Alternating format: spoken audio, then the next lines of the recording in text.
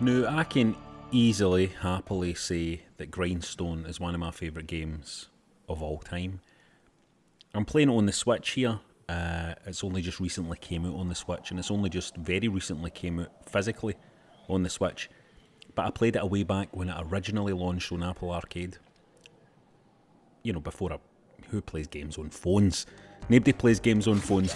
But this was amazing. I was addicted to it. And I think it's one of the very best games of the past fucking 10 years. Easy. It's kind of like a matching, you know, like a match 4 matching, but you're making chains of colours. The hook this time being you're this big barbarian guy who's making chains of coloured monsters and slashing through them with his big sword. He's got big muscles now, he's got really big nipples. And the deal is, if you make a long enough chain, you'll produce a grindstone. A grindstone is that flashing wee diamondy type thing in the middle there. And grindstones are a currency, but they also allow you, when you are creating a chain of kills, to change colour. So if I move through the grindstone, I can then move from yellow into red and start making a chain of them. Go for as far as I can go. Unleash the pain. And then an even bigger grindstone pops out because that was another big chain.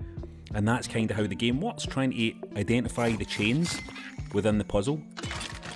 Do the chains, produce the grindstones, use the grindstones to switch colour. And there's a lot more going on than that, to be honest. Well, here, for example, you've seen I've just taken a key which unlocks a chest, and that chest, as you see up the top, has a number 5 on it, which means I need to have created a chain of 5 before I hit that chest in order to open it. The game is incredibly addictive in its own right, but it's always introducing new stuff to keep its hooks in you. Now, there's things like blueprints that you can find which allow you to create items, and you will need these items. Sometimes you're going to need that shield because the monsters, as the level progresses, start to become aggressive. It's not just as simple as creating chains and just having fun. The monsters get aggressive and they will hit back. If your barbarian is left standing beside an aggressive monster at the end of a turn, they're going to attack you. So you need to start thinking about things like protecting yourself with shields or firing arrows to take out monsters that are going to cause you trouble. Again, the game just keeps introducing new concepts and new mechanics to keep things fresh and give you a lot of stuff to think about. The basic objective is to kill enough monsters to get out this door. There's a target to hit, in this case 25, as you saw, so you just need to kill 25 creeps and you get out the door, right? But it's not quite as simple as that, because you want to collect as many grindstones as possible. You want to collect wood. When it appears there, you see a wee bundle of wood just moving through it here, and that wood is used for crafting, so you want to get that as well.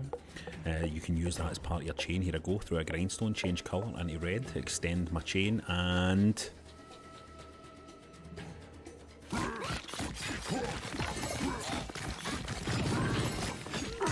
unbelievably satisfying, by the way, to do that. There's boss battles as well. Here's an example of a boss battle.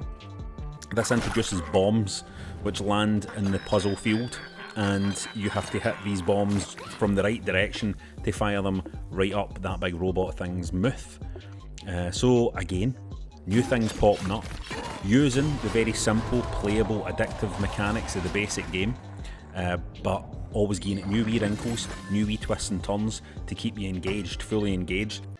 This game is a feast. I mean, here's outfits that have special powers that your character can wear.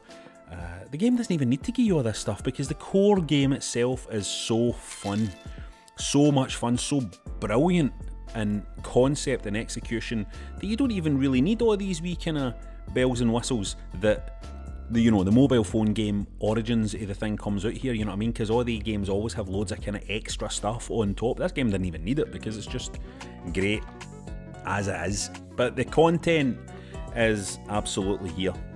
Even keeping track of how many creeps you kill so that you can stick them into a bucket. And this weirdo can make potions and you know, different items and tonics out of the monsters that you kill, which again can be used within levels, because sometimes you want to make big chains and you're maybe not making the safest moves and you need to protect yourself.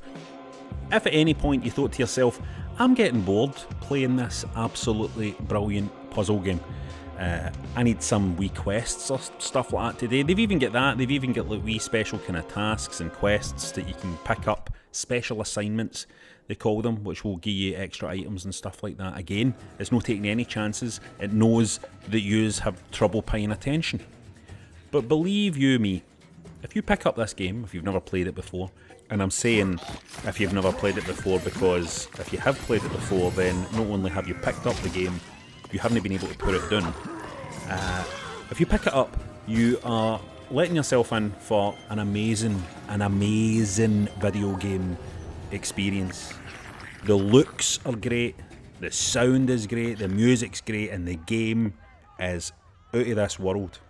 It has a swagger, a confidence, it knows how good it is. It has its tongue firmly in cheek. It knows it's special, it feels special, it's polished. It just tickles that thing inside you that it reminds you why you play video games.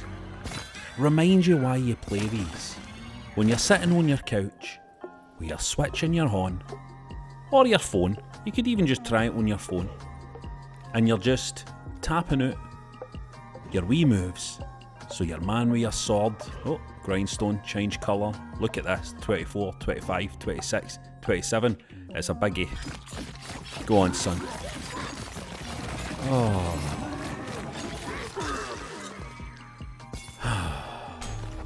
Now that is video games.